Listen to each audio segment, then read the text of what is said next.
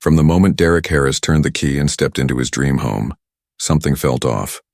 The air was calm but not peaceful. It was the kind of quiet that listened too closely. You know that feeling? When the world looks perfect but your instincts whisper that something's wrong. For Derek, this house in Willow Creek Estates, Georgia, wasn't just any house. It was a symbol of everything he had worked for. Years of double shifts, late nights, and sacrifices finally paying off. A 2-story home with red brick, white shutters, and a wide porch that wrapped around the front. The kind of house people drive by and say, "Now that's a place to grow old." He had imagined laughter echoing through its hallways, summer barbecues in the backyard, maybe even starting a family here. But on that first day, the warmth he expected never came. As moving boxes stacked up in his driveway, Derek felt the weight of a dozen unseen eyes. Curtains twitched. Porch lights flickered. People lingered on their lawns just long enough to stare. No one smiled. No one waved. The silence was heavy, like the neighborhood itself was holding its breath. He brushed it off at first. Maybe people here just kept to themselves. Maybe things would change once they got to know him. But he was wrong. The next morning, as the smell of fresh coffee filled the air, Derek heard a sharp, deliberate knock on the front door. He opened it to find a woman standing perfectly still on his porch. Her name was Linda Carver, president of the Willow Creek Homeowners Association. She was in her mid-60s with hair the color of cold ash and posture so straight it seemed painful. Her blouse was pressed, her pearl earrings gleamed, and the HOA emblem on her cardigan sparkled like a badge of authority. "Good morning," she said, her tone clipped and formal. "I'm Linda Carver, president of the Willow Creek HOA. Derek smiled politely, extending a hand. "Nice to meet you. I know who you are," she interrupted. Her eyes darted past him, scanning the house like she was inspecting it for flaws. "I wanted to go over a few things." Without waiting for an invitation, she handed him a thick packet of documents, HOA guidelines printed and stapled neatly. Derek flipped through the pages. Usual stuff. Lawn rules, paint restrictions, mailbox design approvals. Nothing unexpected, but Linda wasn't finished. "We like to maintain a certain standard here," she said. Her eyes drifted toward the moving truck in his driveway. "I assume that'll be gone by this evening." Derek's smile tightened. "It will, once I'm done unpacking." "Good," she said flatly. "And just so you're aware, trash bins are not to be placed at the curb before 6 a.m. on collection day. I noticed yours were out last night." "I didn't put them out," Derek replied, keeping his tone even. "The previous owners must have." Linda pursed her lips. "I see. Well, in the future, please be mindful. We have rules for a reason." And just like that, she turned and walked away. No goodbye, no smile. Just the sound of her heels clicking down the porch steps. Derek stood there for a moment, packet in hand, watching her leave. He took a slow breath and let out a half laugh. "Guess she's one of those HOA presidents," he muttered. He wasn't going to let one uptight neighbor ruin his fresh start. But what he didn't know then was that this wasn't just about rules. This was about control, and Linda Carver? She was about to make it her personal mission to remind Derek every single day that she was in charge. The next few mornings confirmed it. A notice appeared in his mailbox, a warning about an unauthorized vehicle parked in his driveway. It was his own car. The following day, another letter arrived, this time for improper lawn maintenance. His grass had grown maybe an inch too high. Then came one about his porch light being too bright, the same exact light the previous owners had used for years. By the end of the week, Derek had a tidy stack of papers from Linda, each one folded, signed, and sealed with the HOA stamp, like little reminders that she was watching. Still, he tried to stay calm. Maybe she treated everyone this way. Maybe it wasn't personal. But when he went out for an evening walk and passed a small group of neighbors chatting by a driveway, the truth became harder to ignore. Their conversation stopped the moment they saw him. One woman forced a tight smile. The rest looked away, and in the center of them stood Linda, arms crossed, whispering something behind her hand. Derek didn't need to hear what she said. He already knew. That night, as he sat alone on his porch, the first thought entered his mind. Maybe she wasn't just a nosy neighbor. Maybe this was about something else entirely. But Derek Harris wasn't someone who backed down. He had built his life on persistence, on proving people wrong. And if Linda Carver thought she could intimidate him into leaving, she was in for a long fight. What she didn't realize was that Derek wasn't the kind of man to run. He was the kind who took notes.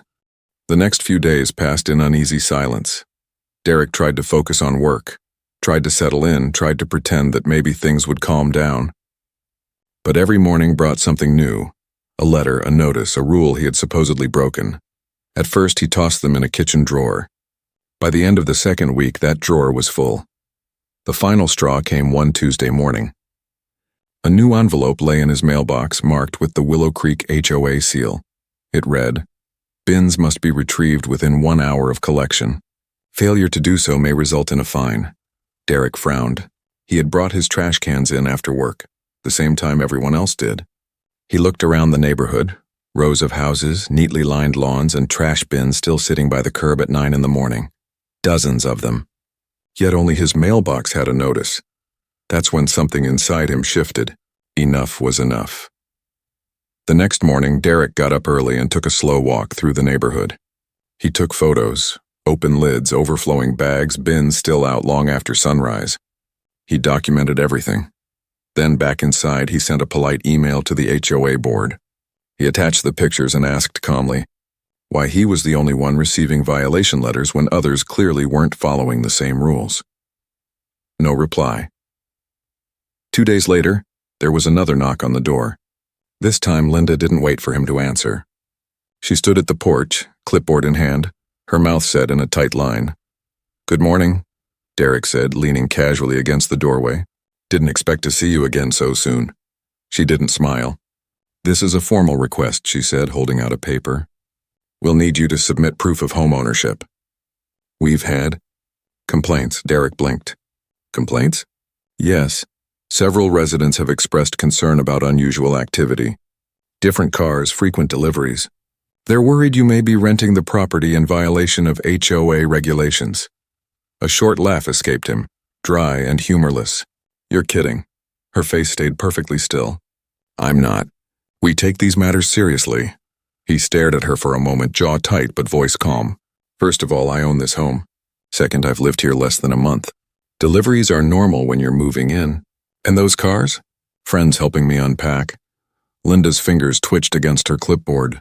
"We have policies to ensure all homeowners are properly verified. Please submit a copy of your deed." Derek folded his arms. "You can pull that yourself. It's public record. I'd prefer if you submitted it directly," she said, "and if I don't?" Her lips curled into something close to a smile. "Then I'll have no choice but to escalate this to the board." For a few seconds, neither of them spoke. The air between them felt heavy, like a challenge. Then Derek smiled slightly. "Do what you have to do." He closed the door gently, not slammed, not rude, just final. Behind it, Linda stood for a moment, her jaw tightening. She had wanted him to lose his temper. He hadn't, and that made her furious. That evening, as Derek sat on the porch with a cold beer, he saw her again, standing at the edge of his driveway, whispering to a man in a polo shirt. He took notes on a clipboard as Linda gestured toward Derek's home. She was building a case. Or at least she thought she was. The next morning his inbox chimed. Subject: Notice of violation. Outdoor furniture. He read the message twice, barely believing it. Apparently his wicker chairs and glass-top table didn't match the approved neighborhood aesthetic. He looked out at the porch. The chairs were clean, elegant, and perfectly maintained. Across the street he could see old faded plastic chairs that had probably been there for years. He exhaled slowly, closing the laptop. The following day, another email arrived. Second notice, lawn maintenance violation. His lawn was trimmed, edged, and watered. He'd spent hours making sure of it. And yet, here it was again. Another accusation, another attempt to wear him down. He began to understand her pattern. It wasn't about grass or furniture. It was about control. It was about making him feel like he didn't belong. That night, Derek made a decision. He wasn't going to argue. He wasn't going to fight on her terms. He was going to expose her on his own. So he walked the neighborhood again, notebook in hand. He documented every real violation. Cracked driveways, peeling shutters, untrimmed bushes, bins left out overnight. Every single one. Then one by one he submitted formal complaints. Every email polite. Every claim backed with time-stamped photos. It took less than 24 hours. The next morning, Linda was back, this time with another board member. A gray-haired man who introduced himself as Robert Lang, the HOA vice president. Linda's voice was tight. "We received your list of concerns," she said, her tone forced. "Good," Derek replied evenly. "I just wanted to make sure the standards were fair." Robert glanced at Linda, uncomfortable. "We appreciate your attention, but not every minor infraction warrants action. The board decides which issues require notices." Derek's smile was thin. "So mine do, but no one else's?" Linda ignored the question and handed him another printed notice. "This is your final warning before fines are issued. Your porch furniture must be replaced and your lawn maintained to regulation standards at all times." He looked at the paper, then at her. "I've read the bylaws, Linda. Nowhere does it say anything about replacing furniture that's in perfect condition." Her expression stiffened. "It's about maintaining neighborhood uniformity. So you enforce rules that don't exist?" Robert shifted uneasily beside her. For the first time, Derek saw it, a flicker of doubt in his eyes. "Tell me something," Derek continued calmly. "If I were someone else, maybe one of the people you chat with on driveways, would we even be having this conversation?" Linda's jaw twitched. She said nothing. Robert opened his mouth, but the words never came. Derek folded the paper, set it on the porch railing, and looked her in the eye. "That's what I thought." For a long second, the only sound was the quiet hum of the neighborhood. Then Linda exhaled sharply. "If you refuse to comply, the HOA will take further action." "Then do what you have to do," Derek said softly. Linda turned and walked away, her back stiff, her pride dented. Robert followed, glancing once over his shoulder before disappearing down the path. Derek stood there watching them go. He knew this wasn't over. Linda Carver wasn't finished, not by a long shot. And sure enough, the next move she made wasn't just petty. It was personal, the kind that could ruin someone's name if they weren't careful. He had expected her to fight. He just hadn't expected her to go that far. 3 days later, Derek opened his mailbox and found an envelope that felt heavier than usual. It wasn't from the HOA this time. The return address read Carter and Blake Law Firm. Inside was an official complaint filed with the County Housing Authority. He read the first line twice. It accused him of fraudulent occupancy. According to the letter, the HOA believed Derek wasn't the rightful owner of his home. It claimed he had failed to provide proof of ownership, that he was renting the property under false pretenses, and that his presence had caused disturbance and concern among residents. He stared at the page in silence, pulse steady but jaw clenched. It was absurd. Every claim was baseless, nothing but lies. But beneath the shock was something colder. He realized this wasn't about proving a point anymore. Linda was trying to destroy him. He sat at his kitchen table for a long time, the complaint spread out in front of him. She wanted him exhausted. She wanted him to give up, to pack up and leave quietly. But Derek Harris wasn't the giving up type. He pulled out his phone and made a single call. "Hey, Rob," he said when the line picked up. "I need a favor." Rob Miller had been Derek's real estate attorney for years, and sharp, strategic, and not easily intimidated. By the end of that day, Rob had everything in motion. If Linda wanted a war, she was about to get one. 3 days later, word spread that the HOA had called an emergency board meeting. Every homeowner was invited to attend. It would be held in the community clubhouse, the same place where HOA potlucks and summer events were hosted. By evening, the room was packed. Neighbors filled the folding chairs, whispering to one another. Some looked curious, others uncomfortable. Everyone had heard the rumors. That Derek had been accused of squatting in his own house, that he wasn't who he said he was. Linda sat at the head of the long table, papers neatly stacked, expression perfectly composed. Robert Lang sat beside her, avoiding Derek's eyes. When Derek walked in, the whispers grew louder. He didn't react. He walked straight to the front and took a seat opposite the board, a small folder in his hands. Linda cleared her throat. "Thank you all for coming," she began, her voice crisp and confident. We're here to address concerns regarding Mr. Derek Harris and his residence. There have been multiple reports. I'd like to speak first, Derek said calmly, cutting her off. Linda's jaw tightened. You'll have a chance to respond after I finish. No, he said evenly, placing the folder on the table. I'm speaking now. The room went quiet. Linda glanced around, but the board members said nothing. She gave a tight nod. Fine, proceed. Derek opened the folder and pulled out the first document. This, he said, holding it up for everyone to see, is the deed to my home. Filed, recorded, and verified by the county registrar. He laid it gently on the table. A ripple of murmurs moved through the room. This, he continued, pulling out another sheet, is the purchase agreement for another property, 104 Pine Hollow Drive. Linda's eyebrows twitched, but she said nothing.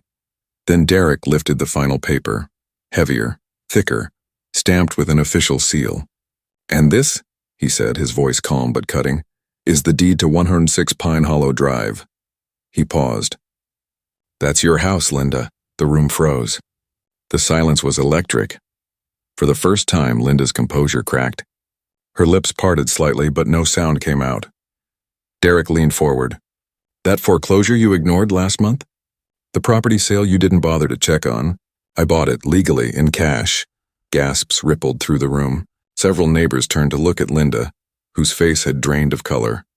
So, Derek said softly, before you keep accusing people of living where they don't belong, you might want to check who owns your own home. A long, stunned pause hung in the air. Linda finally managed to speak. That's impossible. Derek smiled faintly. It's public record. Feel free to look it up. He let the silence stretch, then opened the folder again. And now let's talk about the fraudulent eviction attempt you filed. Linda's head snapped up. Excuse me? He tapped the legal complaint she'd sent. You reported me as an illegal occupant.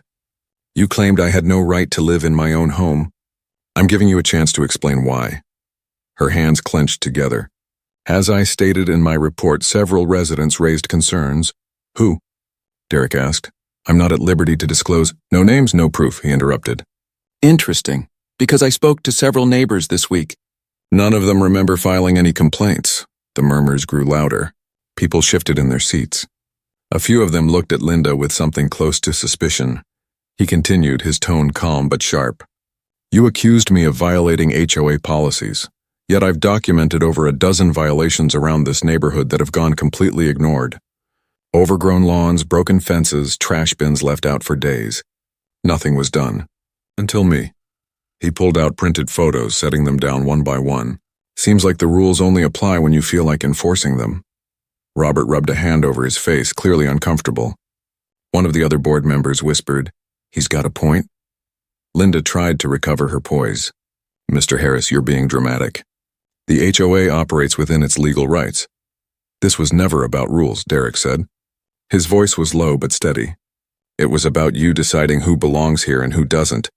A murmur rippled through the room. Someone in the back said quietly, He's right. Linda looked around the room, panic flickering in her eyes. I was simply trying to maintain standards. No, Derek replied. You were trying to intimidate me into leaving. For the first time, the mask fell. The woman who had ruled this neighborhood for decades was suddenly small, fragile, cornered. From the back of the room, an older man stood up. This is a disgrace, he said, voice steady. You tried to evict the man who owns your house.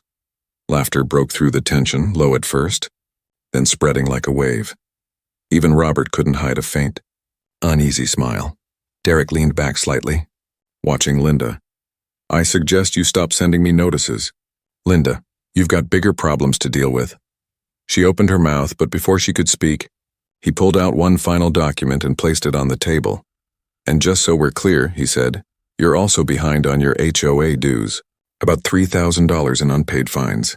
Since I now own your property, that debt comes to me. The room erupted in whispers.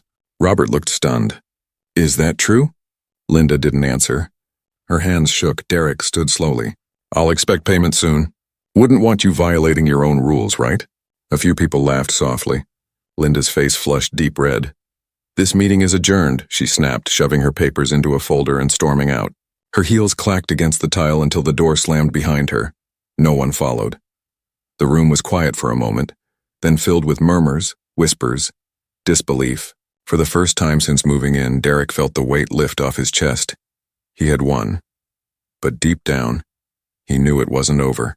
Linda Carver wasn't the kind of person who accepted defeat, and she was about to make that very clear. Linda didn't show her face in the neighborhood for 2 whole days after that meeting. The whispers spread faster than wildfire. By the weekend, everyone in Willow Creek Estates knew the story. The woman who tried to evict a man from his own home, only to find out he owned hers. Derek could feel the shift in the air. Neighbors who once avoided eye contact now nodded politely as he passed. Some even stopped to chat, short conversations at first, awkward but genuine. It was as if the neighborhood had suddenly remembered he was human. But Derek also knew people like Linda didn't simply vanish. They stewed, they plotted, and when they returned, it was never to apologize. The morning after the second day, Derek looked out his window and saw her, standing at the end of his driveway, arms folded, her husband by her side. He was taller than she was. Silver hair, stern expression, the kind of man who had probably never been told no in his life. Derek stepped outside calmly, coffee in hand. "Something I can help you with?" he asked. Linda's voice was tight, cold. "I want to discuss the sale of my home." He nodded slowly. "Go on." Her husband cleared his throat. "We'd like to buy it back," he said, his voice smoother than hers but laced with strain. "We're prepared to offer you a fair price." Derek tilted his head. "Define fair." Linda's patience cracked. "The same amount you paid at auction," he almost laughed. "You're joking, right? That's not how this works. You lost that property because of unpaid fees. I bought it legally at full market auction. If you want it back, you'll have to pay the current value." Her husband's jaw tightened. "And what would that be?" $450,000. Linda's face twisted. "That's outrageous. You're trying to profit off us." Derek's tone stayed even. "No, Linda. I'm treating you the same way you treated me. Fairly, by the rules." For the first time, she looked genuinely shaken. Not angry, scared, because she realized he wasn't bluffing. "You can think about it," Derek said, stepping back toward his porch. Her husband placed a hand on her arm, guiding her away. She hesitated, glancing back at him. There was something in her eyes, a flicker of regret, buried deep beneath pride. But Derek didn't gloat. He just nodded once, turned, and went inside. That night he sat at the kitchen table staring at the pile of HOA notices that had once filled him with frustration. He gathered them up one by one and tossed them into a small metal bin. The paper curled and blackened under the flame of a lighter, turning to ash. It wasn't revenge. It was closure. The following week, things in the neighborhood began to change. Without Linda running the board, the HOA actually started doing its job, repairing fences, fixing the front gate, and addressing real complaints. The rules still existed, but the fear was gone. Neighbors who had stayed silent during her reign started coming by. One afternoon, Emily White, who lived 2 houses down, walked up Derek's driveway holding a plate of cookies. "I know it's late," she said, shifting awkwardly. "But welcome to the neighborhood." Derek smiled. Genuinely this time. "Took you long enough?" She chuckled, embarrassed. "Yeah, I guess it did." He took a cookie, bit into it, and laughed softly. A little dry, but better late than never. They both laughed. For the first time since he moved in, the air felt light. It was a small moment, but it meant something. As weeks passed, Willow Creek began to look different. Not in the paint or the lawns, but in spirit. People started waving again. Kids rode bikes down the street, and neighbors actually talked instead of whispering. The wall Linda had built, the one made of judgment and quiet disapproval, was finally crumbling. But while most people were ready to move on, Derek knew one person wasn't. Because somewhere across town, Linda Carver was still holding on to her bitterness like it was armor. And bitterness has a way of turning people desperate. 2 months later, on a chilly Saturday morning, Derek got a call from Rob. "Thought you should know," Rob said. "The Carvers officially listed their old house for sale. They didn't take your offer." Derek smiled faintly. "Not surprised. They moved last night," Rob continued. "Packed up quietly. The listing went up this morning." For a moment, Derek didn't respond. He looked out at the porch where the morning sun painted everything gold. The same porch that had once been the center of Linda's anger, now peaceful and still. "Guess that's that," he finally said. "It is," Rob replied. "You handled this better than most people would have." Derek smiled. Sometimes the best way to win is just to outlast them. He hung up, stepped outside, and breathed in the cold air. The neighborhood was quiet, but this time it was a good quiet. A quiet that felt earned. Still, part of him couldn't shake the thought that somewhere out there, Linda was replaying everything that had happened, wondering how she lost control so completely. And maybe, just maybe, realizing that all the power she thought she had was never real to begin with. Because power built on fear always collapses. And in Willow Creek Estates, that collapse had a name: Derek Harris. A few weeks passed and life began to settle into something peaceful. The air felt different now, lighter, freer. No more folded notices in the mailbox, no more quiet judgment from the porches. The house finally felt like a home every morning. Derek brewed his coffee and sat on that same porch Linda had once called out of uniform. He watched the sun crawl over the treetops, the mail carrier wave as he passed, and the sound of children's laughter echo from a few houses down. For the first time in months, there was no tension in his chest, no edge in his thoughts. But peace doesn't erase the past. It only makes it clearer. He found himself thinking back to those first few weeks, the isolation, the looks, the way silence could sting more than words. He remembered the fear that maybe he didn't belong here, that no matter how hard he worked, someone would always see him as an outsider. And he remembered the moment that changed everything, when the truth finally flipped the story, and Linda realized she had been fighting a battle she had already lost. It wasn't just about property. It was about pride, about control, about what people believe they're entitled to, and she had built her entire identity on the illusion of control. Now that illusion was gone. He'd heard that Linda and her husband had moved into a small house across town, a rental, ironic as it was. A few people said she barely left home anymore, that she kept to herself, quiet and withdrawn. The Queen of Willow Creek had become invisible. Derek didn't celebrate that. He didn't need to. Some lessons deliver themselves. He spent his weekends working in his garden, planting small rose bushes along the porch. He trimmed the hedges, repainted the shutters, and every once in a while caught a glimpse of neighbors slowing down as they walked by. Now they stopped to compliment the flowers, to chat about weather, to offer a smile. Maybe it was guilt. Maybe it was growth. Either way, he accepted it. One afternoon, Emily stopped by again. She leaned against the railing, watching him water the plants. "You know," she said quietly, "this neighborhood feels different now. It's calmer." Derek smiled. "That's how it should have been from the start." She nodded, then hesitated. "Do you ever think about her? About what she did?" He looked out at the street. "Sometimes," he said, "but not with anger. People like her." He paused, choosing his words carefully. "They spend their lives believing they have to keep everyone beneath them to feel important. When that illusion breaks, they don't know who they are anymore." Emily folded her arms. "You really could have made things worse for her. Pressed charges, sued for harassment. You didn't." Derek shrugged lightly. "I didn't need revenge. I just needed peace.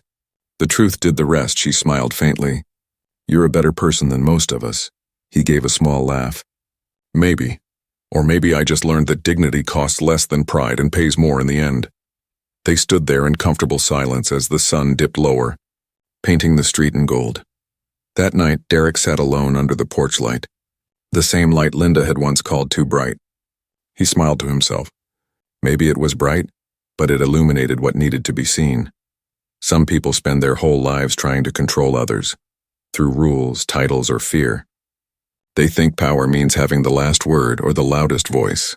But real power doesn't come from control. It comes from calm, from knowing who you are, even when the world tries to tell you otherwise. As the night settled, Derek leaned back, closing his eyes. He had bought a house to find peace, and somehow through all the chaos he'd found something deeper: respect. Not from others, but for himself. The neighborhood had learned something too. That decency can't be enforced by rules, and belonging can't be decided by a homeowners association. It's something you earn by how you live, not who you exclude. The wind brushed through the trees, and for the first time, the quiet didn't feel heavy. It felt earned. And somewhere, not too far away, Linda Carver probably sat in her new home, wondering how she had lost everything to the very man she tried to push out. Maybe she finally understood, or maybe she never would. Either way, Derek was done fighting. He had nothing left to prove. He looked around his porch, his garden, his home, and with a slow breath he smiled. He had finally arrived where he belonged,